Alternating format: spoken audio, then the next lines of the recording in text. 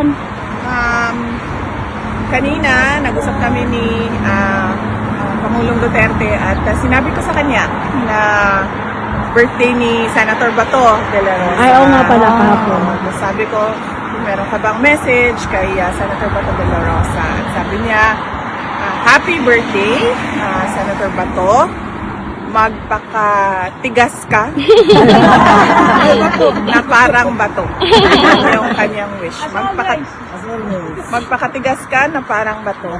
Yun yung kanyang wish para kay Senator Bato de la Rosa. And of course, ako naman, lagi pare-pareho yun, no? Sa lahat ng tao, ang aking wish ay unang-una, good health.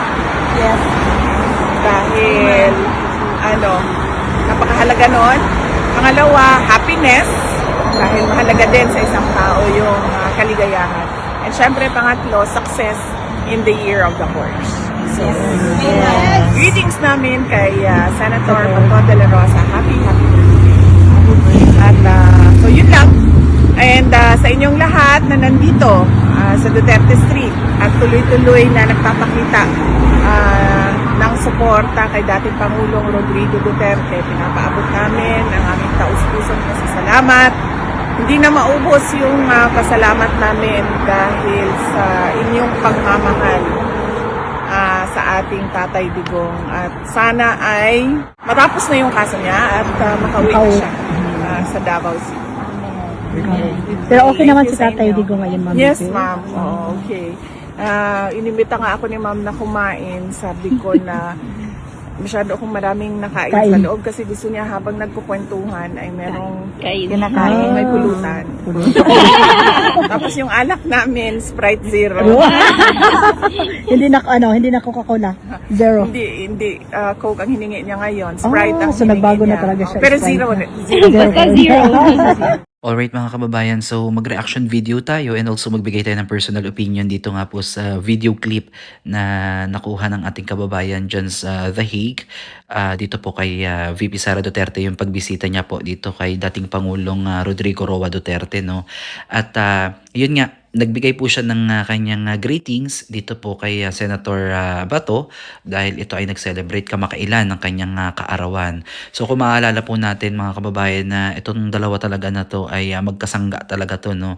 Kaya masakit para din kay Senator Bato kasi kung ako personally na matagal kong nakasama sa trabaho, sa pagsiservisyo ang isang tao tapos all of the sudden ay magkakahiwalay kami at ganito yung naging sitwasyon ni PRRD, talagang masasaktan din ako, no? Pero syempre hindi naman matatapos yung buhay o yung trabaho ni Senator Bato, no, nang mawala lang itong si PRRD sa kanyang tabi. So patuloy pa rin po yan at in fact may kinakaharap pong napakalaking problema, no, ni Senator Bato.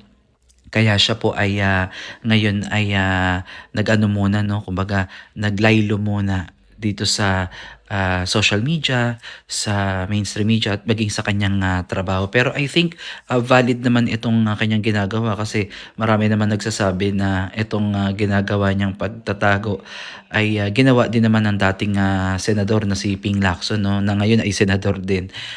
Talagang mahirap para sa kanya kasi syempre ang pinag-uusapan dito mga kababayan is baka maulit-ulit yung nangyari po kay PRRD na pinadukot na lang o pinadampot na lang ng gobyerno at ipinatapon dito sa The Hague, no, na hindi nabibigyan pa ng due process.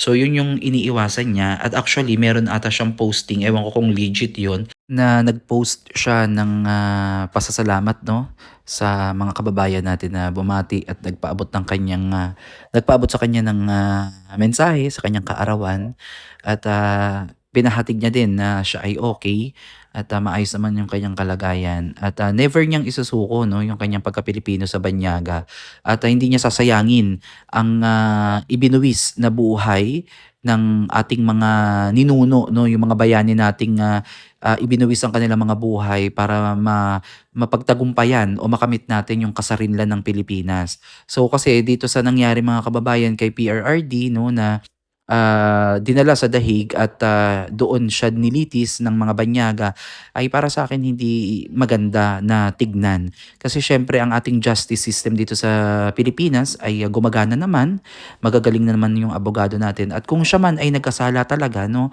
hindi naman natin yan sinasabi na malinis, no, at walang pagkakamali ang isang tao. So kung meron man siyang pagkakasala, no, dito dapat sa sarili nating bansa, no, litisin at hindi ipasa sa ibang bansa o isa sa banyaga kasi ang tanging nakakaalam niyan mga kababayan ay tayong mamamayang Pilipino at tanging ang Pilipino lamang dapat ang lilitis sa kapwa niya Pilipino, no. Mabuti sana kung hindi gumagana ang gobyerno natin, ang justice system, okay yan, no, na manghingi tayo ng tulong sa ibang bansa, sa mga banyaga.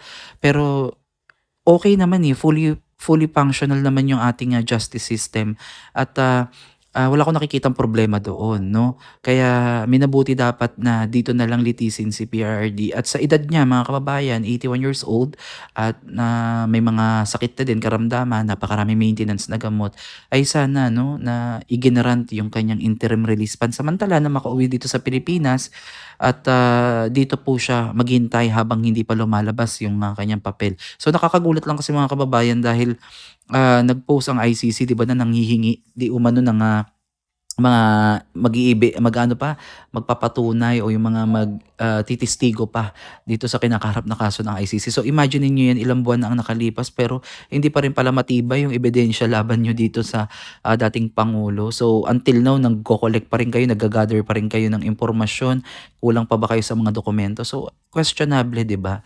So ayun lang mga kababayan. So itong pagbisita ni VP Sara Duterte dito kay PRRD ay ibinahagi niya siyempre, no, yung naging karanasan niya sa kanyang pagbisita and also yung napag-usapan nila ni PRRD, although hindi naman lahat ay pwedeng ilathala ni VP Sara Duterte yan, no? Pero syempre sapat na sa atin na marinig, no, yung sitwasyon ngayon ng PRRD na kumakain pa rin, nakakapaglakad kahit papaano, nakakapagsalita at nagpapahatid pa rin ng mensahe. So sapat na 'yun mga kababayan na kahit papaano ay maibsan yung pangungulila ng iba pang mga kaanak, mga kaibigan, yung mga taga-suporta na nag-aalala sa kalagayan po ng dating pangulo. So hopefully makauwi na si PRRD at matapos na itong kanyang kaso, no, upang nang sa ganun itong natitirang kanyang panahon dito sa mundo ay ma-enjoy niya naman, no, dahil matanda na din 'tong tao na 'to at hindi naman siya ano, kumbaga sa akin ang pananaw ko naman,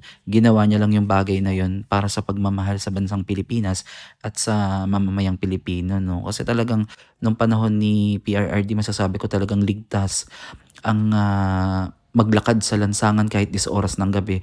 Ramdam mo na ang tingin sa'yo ng ibang bansa ay mataas, may dignidad ka, may dangal ka, na kapag sinabing Pilipino, nung panahon ni PRRD ay taas noo ka, 'no. Napakaganda mga kababayan.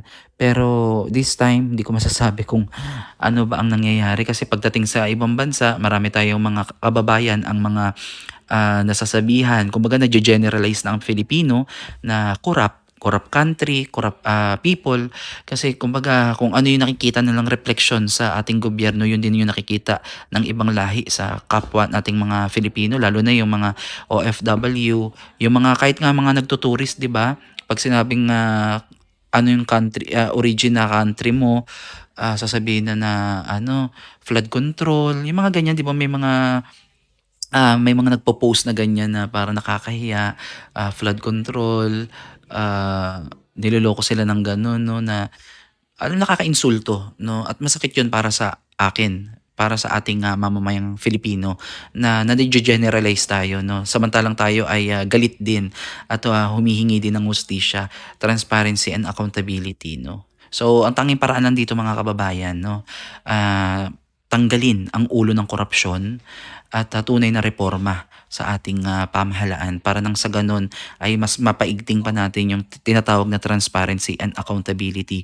sa ating mga government official at gawin nila, din nila yung kanilang mga sinumpaan, no, kung bakit sila nakaupo dyan sa pwesto dahil sila ay iniluklok, binigyan natin sila ng mandato na tayo ay i-lead, no, sa tamang landas at hindi tayo ipahamak. So again mga kababayan, maraming salamat sa nag-share ng video na ito. Please comment down below kung ano yung mga karagdagan ninyong opinion o kung may mga mensahe ba kayo kay PRRD. Malay nyo po, nababasa yan ni VP Sara Duterte. No? So again, maraming salamat po at God bless po sa inyong lahat.